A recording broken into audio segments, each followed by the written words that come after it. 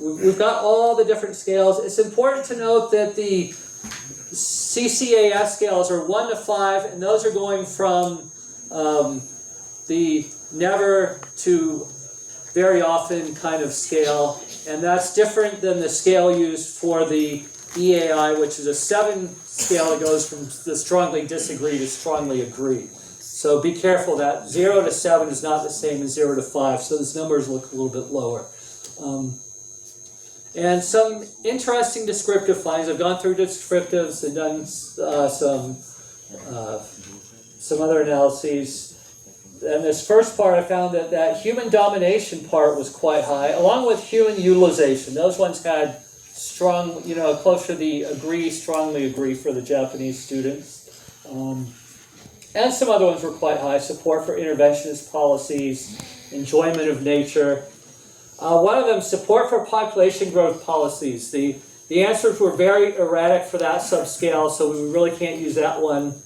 And then the dark green ones meant that there was a lot of variation. Those are pretty solid measures of those subscale factors. Okay. Light green means those are a little bit iffy, but we can still throw them in and the numbers don't get too wonky afterwards. So the gray one is the only one that I decided not to use. For these numbers, human dominance was quite high. That was 5, so that's getting up to the 5 to 6. We're getting with the more than, well, I don't really care, into the level 6 of, oh, I do agree with this. Right? Cognitive emotional distress, 2.3. I mean, you're going from like never to rarely to sometimes, which doesn't seem very high. And even the functional impairment, 2 is rarely.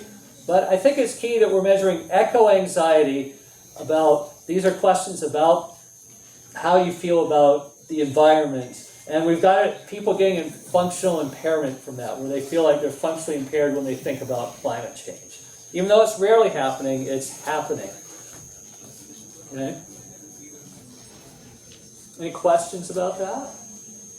A little bit of thinking. Okay. Let's look at some of these items just to show you what it looks like. So that human dominance over nature scale, these are the kinds of questions, items that we've got.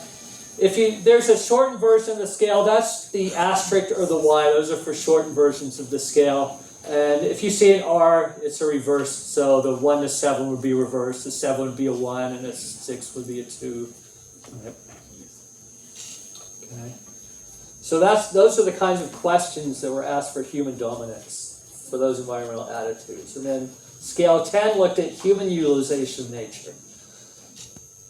Is it okay for humans to use nature as a resource? Or protecting people's jobs is more important than protecting the environment? Humans do not have the right to damage the environment just to get greater economic growth.